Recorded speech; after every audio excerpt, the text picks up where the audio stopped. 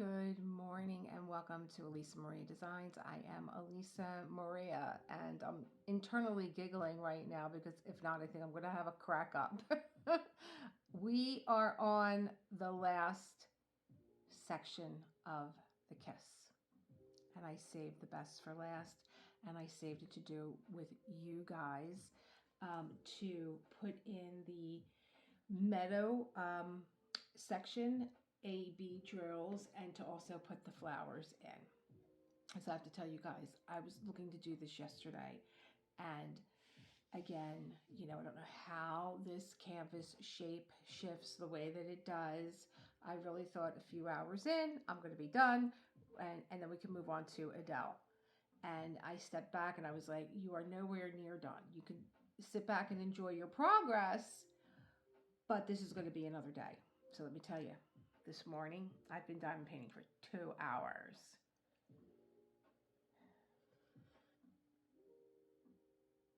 So what we're going to be working on today is, and then we're going to say goodbye, is this section right here, which is all the green ABs. We'll put the flowers in. I'm going to give this a wipe down. I could see some putty on the canvas. And this will be the last installment of the masterclass on the kiss, but not on Klimt, because then we're going to move into Woman in Gold and Adele. And she's going to be her own masterclass. I mean, there's just so much information on that canvas. It's amazing. But I don't know if I'm going to be able to get that done before I'm going to have a breakdown before Summer with the Master starts. Do you see? When I tell you I looked at this 3 times and I just saw something else that was missing. So we're almost done. I actually put the drills away in the kitchen because my routine is that thank God I didn't empty them all. Oh, look, here's another one that's missing. Oh my God. Oh my God. I will say this. I'm gonna put these in before I start because I really just want everything done. I will say this. This was very intense confetti. Extremely. Last night I just felt like I was opening and closing containers, opening and closing, opening and closing. And I wish I had one of those systems where you could have multiple containers out and then just keep. I think that that's what this canvas called for. It called for having multiple containers open. I did not realize how intense in confetti is as it was. I'm going to leave a review on Diamond Painting Shop that if you love confetti, then this is for you, because even the color blocking it was sort of a break. It was sort of a breather, but it really wasn't because of the patterning. You're kind of like going around in a circle or the blocks. And then you had also special drills where maybe this doesn't look like there's a lot of colors here, but there really are. I could tell there's 1, 2, 3, 4, 5, 6, 7, 8, 9, 10, 11, 12, 13. There's about 15 colors just in here, not counting the special red drills. So, yeah, it's crazy. Oh, look, there's 2 more missing here. I better have another cup of coffee. All right, guess what? I'm going right into these ABs because I've been dying to do this and we're going to do it. So I have my little, you guys know I use my little Glass Plus, but you know what? I'm not throwing these away, not unless I use them to wipe down the canvas. I am using it, I'm just going to wet it down with my little spray bottle, and it's on. We're getting to, here's another one that's missing. Oh my God, the gods are having fun with me today. All right, but we're going to do this, and then I'm going to do that privately, and then we'll take a last look. And, oh, you guys, I also want to show you guys the frames that I got at the thrift store. So I have my incense burning and I have my music on, and I am going to sit here and do this, and I will come back with a voiceover just on the last installment of this masterclass so that we can say goodbye to the kiss and hello to Adele.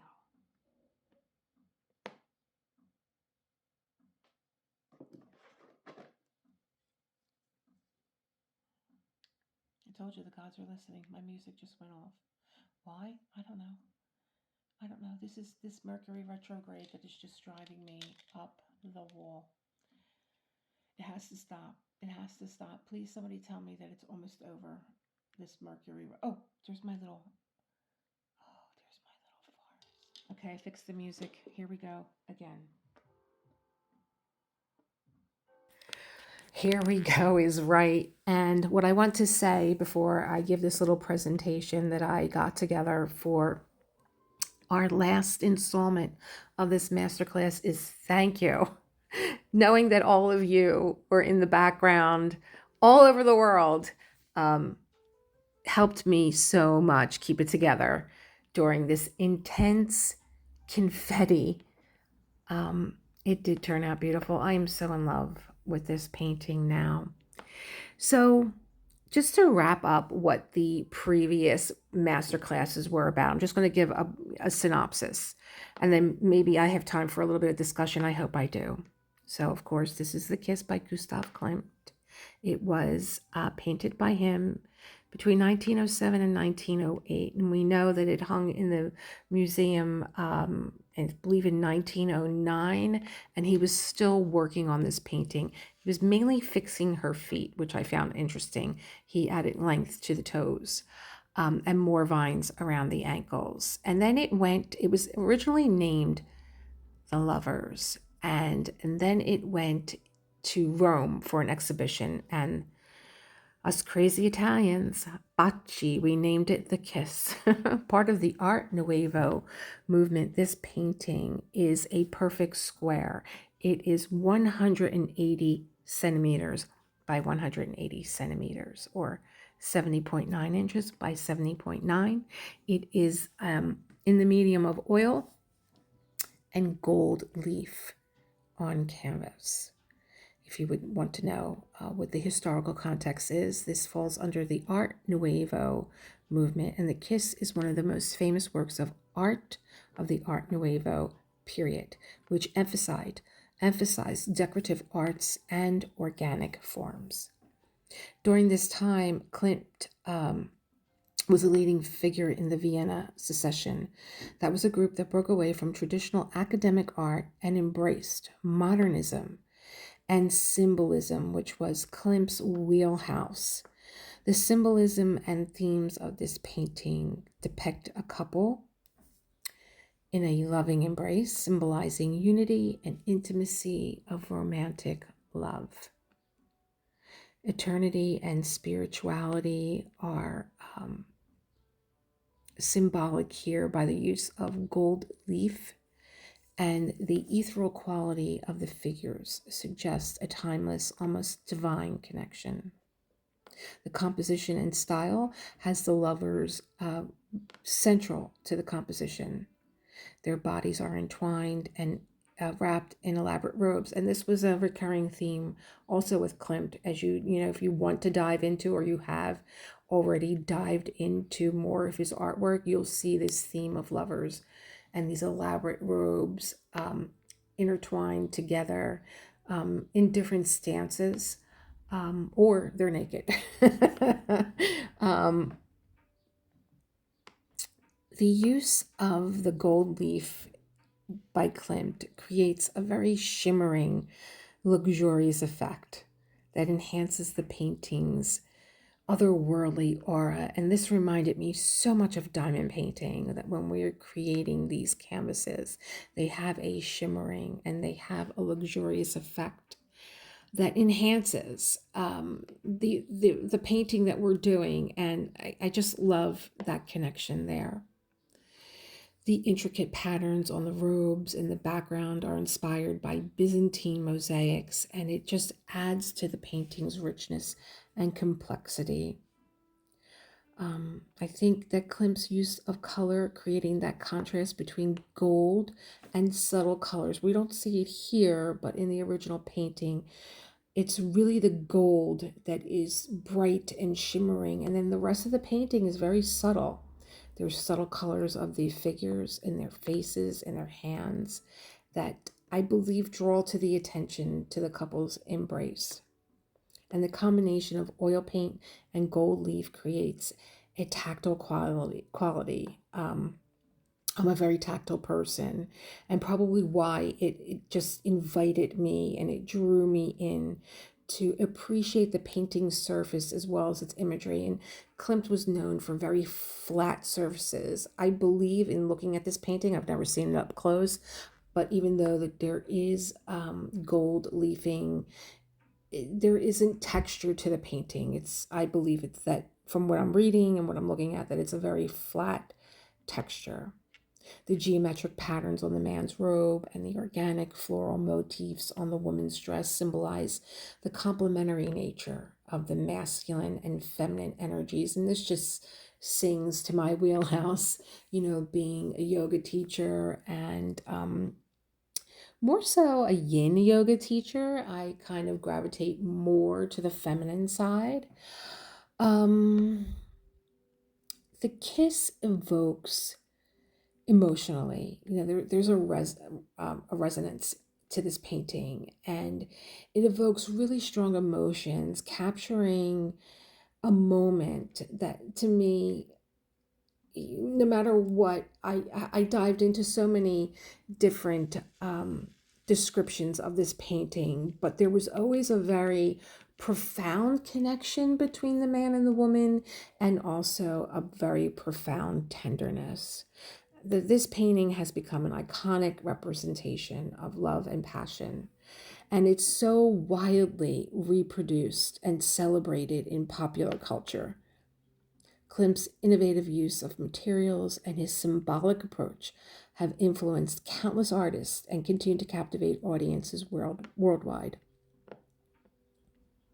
This is his enduring masterpiece. I think when you think of Klimt, you either think of Woman in Gold or you think of The Kiss, but The Kiss remains one of the most beloved and recognizable works of art, and it just exemplifies Gustav Klimt's unique style and his ability to convey deep human emotions through his art.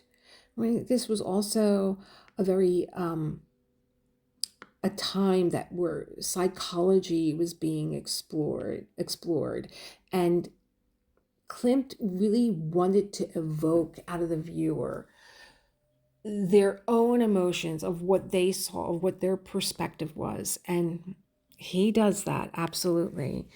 I would encourage you to see this painting, ideally in person. Anybody want to go to Vienna and go to the Belvedere Museum? I'm for it.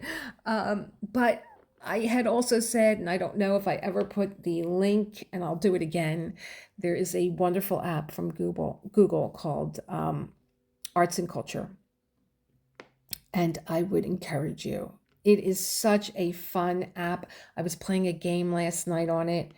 And it was called Art Dot.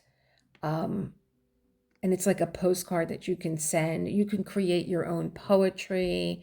It is just such a wonderful, wonderful app. It engages you to learn in a very fun way.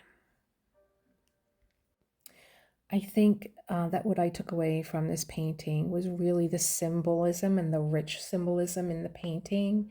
And it kind of, it did really engage me and really had me drop down this rabbit hole of what other symbolism there may be in the painting. And for one thing, it was the halo. Now, I recently just heard I was using halo either on these talks or in my own mind, this halo that kind of comes down the back of the female. And I just recently heard it referred to as a halo. And I'll get into what I think it is, but that gold element that sweeps down the woman's back could be interpreted as something other than a halo. And I thought of these um, other things that it could symbolize, like maybe it's a veil or a cloth or some kind of adornment, because in looking at his longtime companion, Emily, who was a dressmaker, she was very adorned in her dresses. So maybe this is some kind of ornamental or decorative quality of the painting, an extension of the robes, or maybe it is a symbolic energy of aura. Like instead of a halo, it could represent a form of spiritual energy or an aura that surrounds the woman that signifies her emotional and spiritual state. It may symbolize an emotional radiance or an inner light that's coming from her, because it sweeps down her back and not down his back, but it does come over his head and it kind of lands on his shoulder. So this could be a reflection of her deep feelings of love and contentment. It could be a natural element. It could be like a natural light, a sunlight, or a reflection coming off of their bodies, which makes it magical. It adds like an enhancement to the scene. It could represent flowers, more flowers or leaves or vines that are part of the surrounding. Klimt might have used this golden sweep as purely a decorative element, but I don't think so. I mean, his decorative element was the gold, but there was something, I believe, very deliberate in this brushstroke, and not just an aesthetic appeal, or not just part of the Art Nouveau style. It could be to balance the composition, but I don't know. It does create a flowing line that guides the viewer's eye. But it didn't really guide my eye because they're so central. I mean, this painting is just even on all sides. It's a perfect square and smack in the middle and not off center. If you know anything about photography and composition, we all know about that sweet spot in the composition, and it's very rarely smack in the middle to add visual harmony to a painting.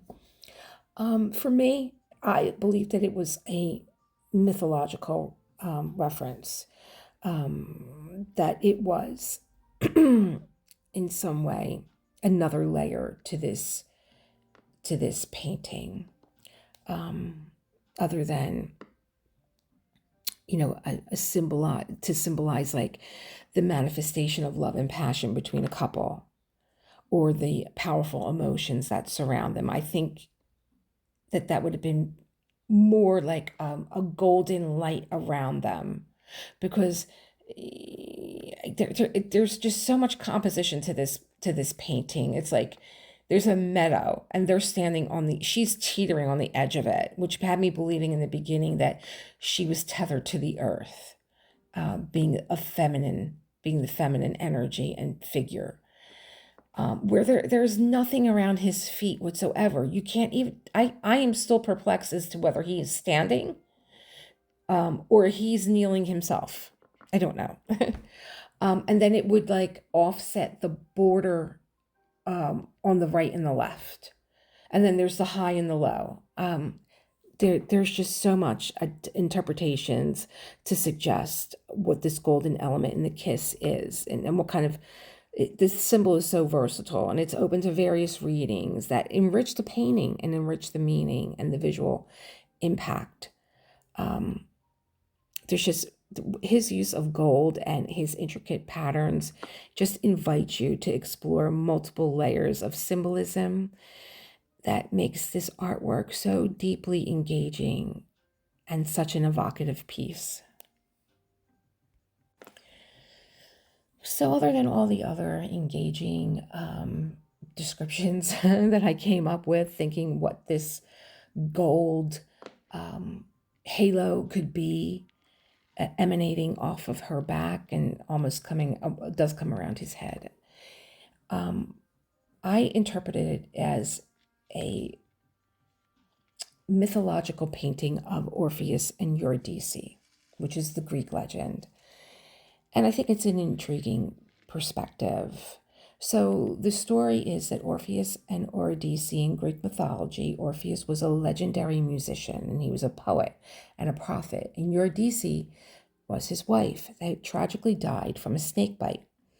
Orpheus ventured into the underworld to bring her back, enchanting Hades and Persephone with his music. However, he lost his forever when he looked back at her before they had finally left the underworld. Hades, as the god of the underworld, may be symbolized by the golden halo, or the aura around the couple, indicating his presence and influence over their fate. The halo, or the aura, as Hades, this golden aura that sweeps down the woman's back, could symbolize the presence of Hades and overseeing and controlling Eurydice's fate. It adds a layer of mythological significance that when I kind of looked into all his other mythological paintings, and I was, I venture a lot into art, and I thought maybe this is it, because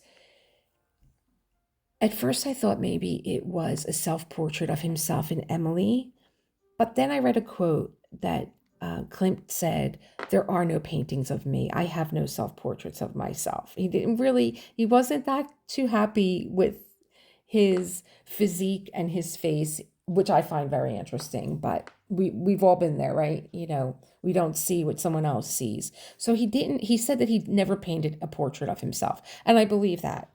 But I do think that this model is Red Hilda. Her face comes up time and time again as a model that would pose for him.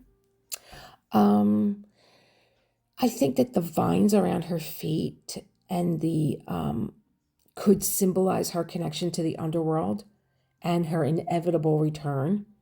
And maybe that's why he added more. He was still painting, because in the myth, Eurydice is bound to the underworld, and the vines could represent this inescapable bond. And then there's the couple themselves, and there's Orpheus's embrace, or who I think is Orpheus. It is protective. And it does seem tender, the way that he's holding her face and the way that she's holding his hand. And I think it does signify a deep love and a desire to protect her, even as they face this inevitable pull of the underworld.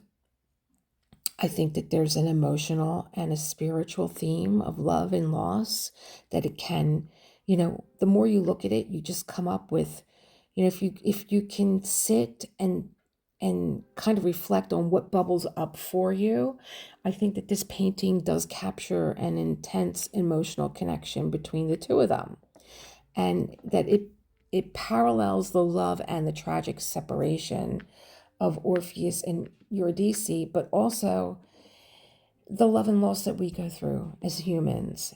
And that the use of gold just gives it such an ethereal quality of the painting that could also symbolize this transcendence of their love, the nature of their love. I reflected a lot on the halo and of his face that you don't really see, and his hands, and her skin and her hair, but it's her face. It's the expression that Klimt decided to put upon her face. Her eyes are closed, and there's just this serene expression that, I don't know, is she in a state of acceptance of her fate, knowing that maybe there was something inside of her that, yes, he did venture into the underworld to bring her back to the land of the living, but that wasn't her fate, And while if you look at the man, and he is looking upon her, and you can maybe look at his face as being an intense focus, and I think it does reflect his very deep love, but also his determination and his sorrow. As I look at what I'm finishing up here, which I'm sorry, which was putting all those green ABs in, and now I'm putting the flowers in. Oh boy, am I going to talk? All the flowers are in. I'm surprised that there's any left over because honestly, as I was completing this canvas, I didn't think I was going to make it to the end with some of the colors. They just came up short. So I think depending on where you buy your canvas from, you get something like this sort of accent, or even the red glass ones, or any of the ABs. They're just going to be spectacular as compared to, not that there's anything wrong with the drills, but they're pretty average. It's not like, it's not like what we're used to with Dreamer Design or Diamond Art Club. So I am going to put the rest of these in, and then that I missed, I even found another one that I missed, but I think I put that in already. And then we'll take a look at the Kiss, and I will show you 3 of the frames that I bought thrift shopping. And we're back. All the drills are in place. I will be giving it another once over. I will be putting my border in like I do with my extra drills, and I have some extra flowers. They can go on there. And I think I'm going to do it a little bit differently on this side. I already started where instead of putting the drills on the DMC number, I think I'd like to have the DMC number, I put it over numbered bullet on the side. I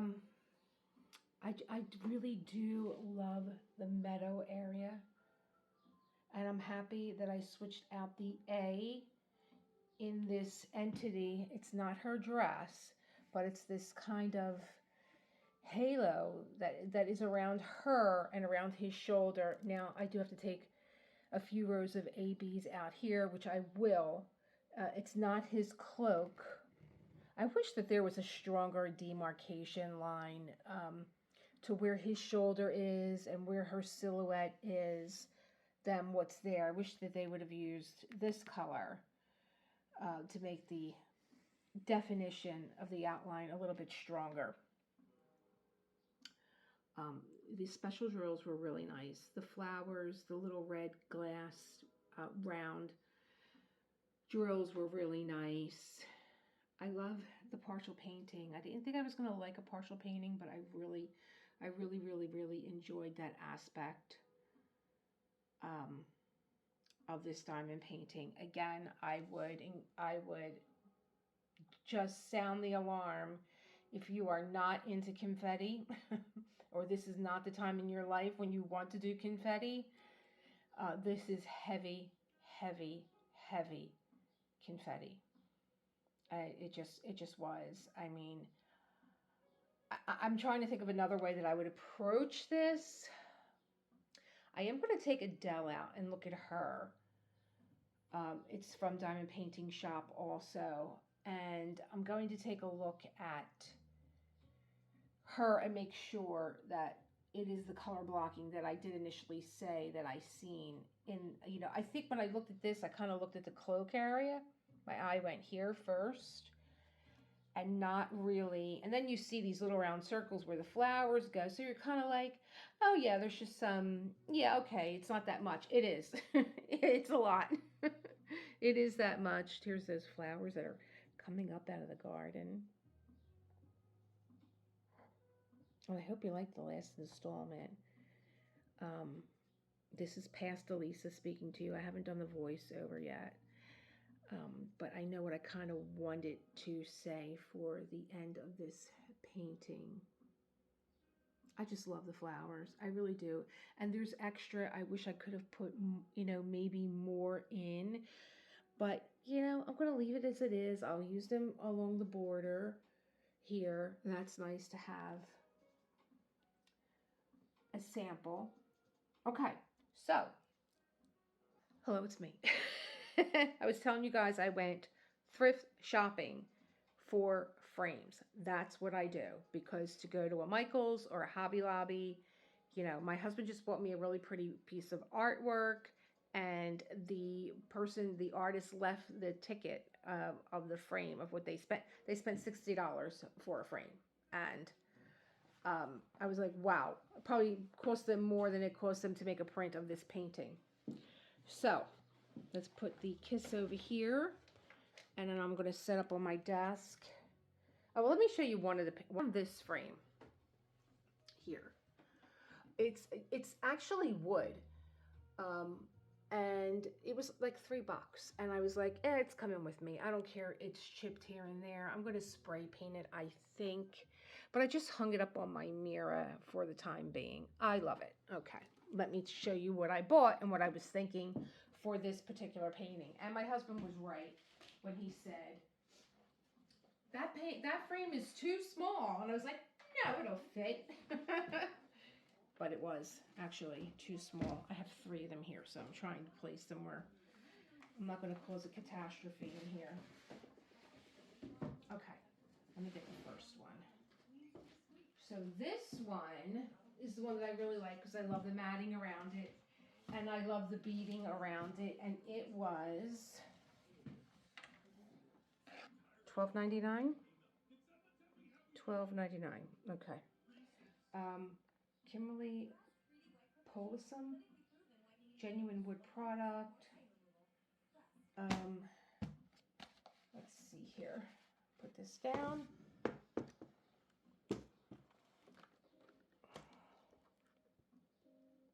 And here we go. Here's her. Here's the first frame. Trying to get that glare away. Turn it around this way. And I really thought it was going to fit inside there.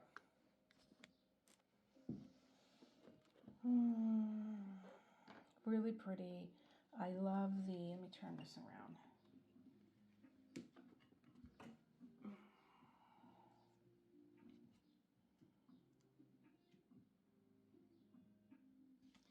I love the framing on this, and I love the beading around the side, and I love that it has the French, postal and handwriting, like it's like a postcard.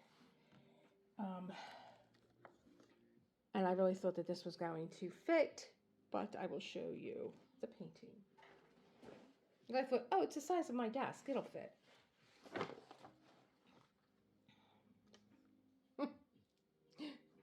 It's not fitting. Not even on a good day. I mean, there's so much overlap. So that was my first one. And so I was thinking, I am looking forward to getting a custom diamond painting. And so I might use this for a custom diamond painting. Now the inside window is like 40 centimeters by 30. Yeah, I believe so. I should have really got a tape measure. I wanted the painting to fit below the border. It would be, I can't see with these glasses on. Is this centimeters? Yeah. Here we go. It would be, oh, I'm sorry. Yep, it's like, if it had to fit underneath, 40. Yep, 40. I was right. To 30. 40 by 30. That's just for the artwork area. Now I have to find out, when you choose a 40 by 30, does that mean that that's the drill space, or is that with the border? That's what I have to find out, because if it's just the drill space, I can get the painting that I want, but I don't think that it's going to render the right way. It's another Klimt. Nobody does it. None of the diamond painting shops do it. So I would have to have it custom made. And then the second frame that I found, this one is big. This one was $9.99, and I was like, why am I even thinking about it? It's got, it's got the wiring in the back and the whole 9 yards. So just put this right on top of this one. again, for $10, where are you going? It has a beautiful, that's not a matte, that's actually the frame. Like this marbling, a matte inside. You know, where are you going for $10 and getting something like this, but yet still, let me put this down here. If I take my painting, it's a maybe inside here. I won't be able, like if I keep the bordering underneath, I won't be able to have this outline that I wanted. I'm not too crazy about Diamond Paint Shop being on the top or the bottom, just the side. So this might be the one that it goes in. Maybe, because I have one more and it's even bigger. Let's put you here.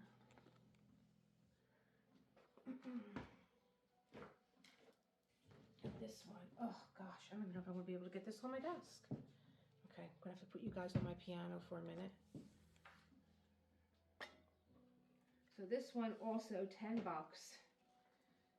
You know, it has the wiring all done in the back so that you could just hang it. And beautiful frame. Oh, huge. Huge. I don't even know. What is the size of this one? Am I even in a shot? The drill space on this one, I thought I could have put my winter fox in here, is 78 by 53 and a half. That's if I want to use the matting. I don't have to use the matting. I might be able to fit the winter fox in here. I don't think so though. But let me see, what kind of shot do you have here? I mean, for $10.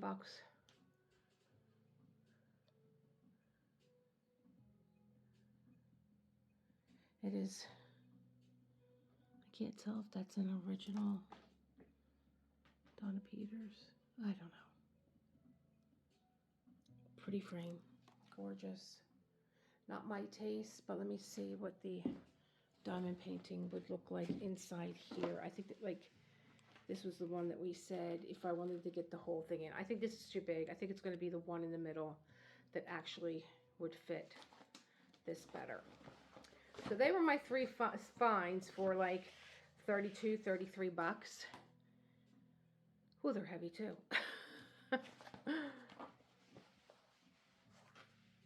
I don't know that I would want something that big on my wall. Yeah, I like the other one better. I like the middle one better.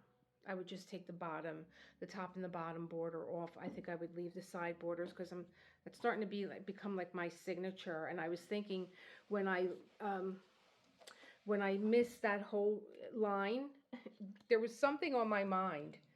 And I was thinking of a diamond painter. She had her artwork framed and all, did the same thing like me, went over it with a fine-tooth comb, looked at it. It was framed, and it wasn't until it was on her wall for like 2 weeks that she looked, and she saw that she had 2 lines that were not done. And she was so upset because, I mean, she had a custom frame, so your back is all finished and all. And I'm like, let that be your signature. Because it wasn't just 2 lines, they were kind of like on a diagonal. And it looked so good. I'm like, oh gosh, don't be upset. Let that be your signature.